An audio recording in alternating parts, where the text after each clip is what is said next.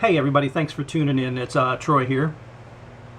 Well, we always should be concerned about what our government is doing as far as going after our Second Amendment rights and any gun control measures that they want to try to pass. Like assault weapons ban and limiting the amount of rounds that you can have in your magazines and things like that. And for quite a few months, there was a big scare with all that, and it's died down a lot. You don't hear anything hardly at all about it. You don't see that many videos about it, which is a good thing. People are still panic buying ammo and still will do that until they get the hint that they really don't need to do that. But I've said in previous videos, you really need to be also very much concerned with what's going on in the state governments. And I came across this article. This was in the USA Today online. This was done April 7th, so a month ago. I had seen when there was some type of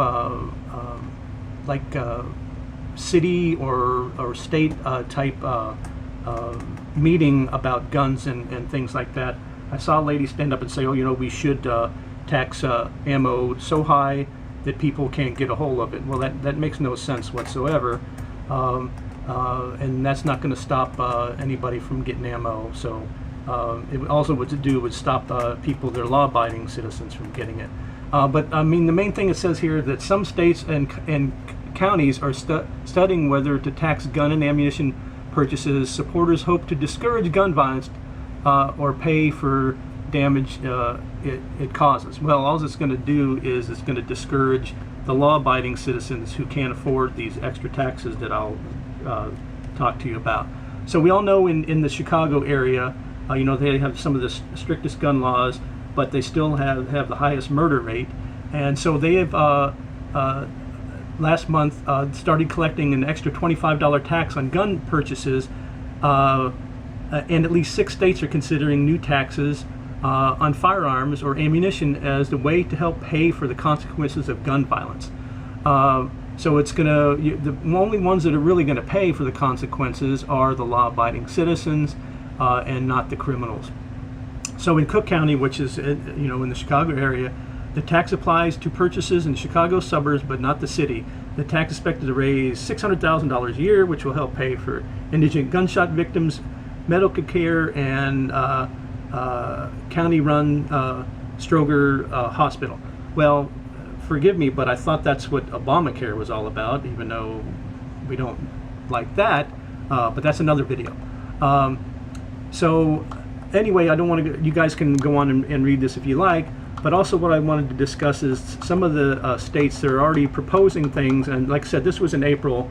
So in California, Assemblyman Roger Dickinson, a Democrat, introduced a bill that would add 5 cents tax to the sale of every bullet. And the hearing is set for April 15. Much of the $50 million that is estimated revenue would go to restore funding for mental health screening programs in elementary schools, he says.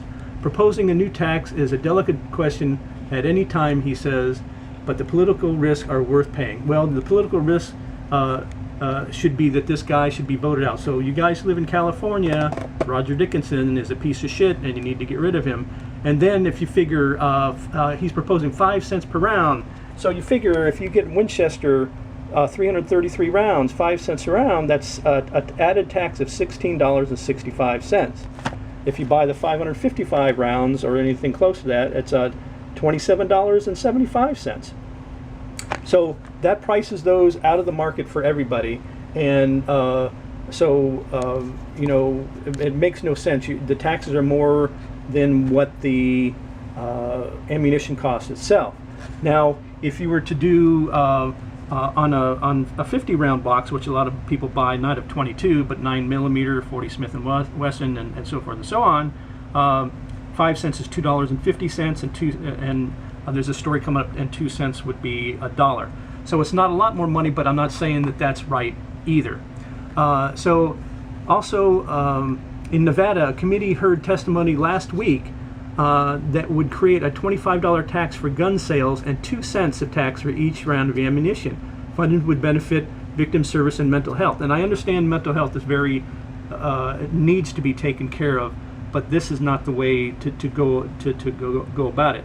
So if 2 cents a round for 333 rounds would be $6.66 added on, and 555 rounds for 2 cents of tax would be $11.10. So still way too much, and they're not thinking about the taxes. If they ever thought about doing this or going to do it, they need to make allowances for 22 ammunition. But they wouldn't do that because most likely the reason is they just want to make sure that less of us get a hold of ammo, and which are the law-abiding citizens, because the criminal, we all know the criminals would be able to get a hold of it no matter what. And in Massachusetts, Representative David Linsky, a Democrat, remember his name, folks, when it comes up for re-election, proposed a 25% sales tax on ammunition and firearms, with the money going to mental health and victims programs, police training, and firearms licensing. We tax cigarettes, we tax alcohol, we tax other items that have negative effect on society, he says. Well, the only negative effect with the firearms are the people that are the criminals, and you would be just proposing and making it harder for people to purchase guns and ammo. They're law-abiding citizens. You piece of shit, David Linsky. Also, in Maryland, General Assembly passed a bill. Included a fee of up to $25 for handgun licenses. So it sounds like they added an extra $25 in Maryland. Delegate John Cardin, a Democrat, also proposed a 50% tax on ammunition purchases to increase funding for mental health programs and to modernize permitting and licensing procedures. This is not taking away from people's gun rights, Cardin says. Okay, people in Maryland, let's remember Delegate John Cardin, a Democrat. You need to make sure that this piece of shit goes away when it comes time to re-election.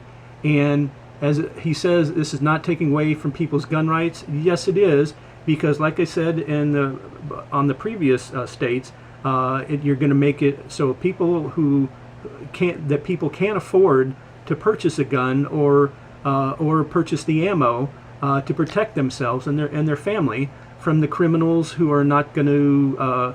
None of these laws are going to hurt at all because they'll get the guns and ammo off the street.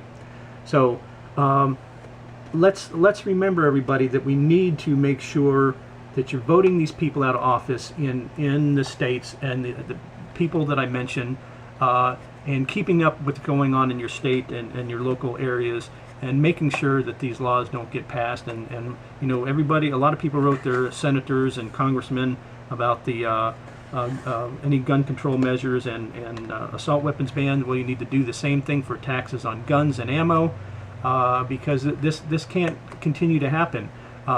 So like I said, they're always after our guns and our magazines, and now they're after the ammo too as well. So please, let's make sure that this doesn't happen in any states going forward. So please leave comments. Please let me know what's going on in your states, if this is going on or they're proposing it. Please, like I said, leave in the comments. Please leave a thumbs up for the video.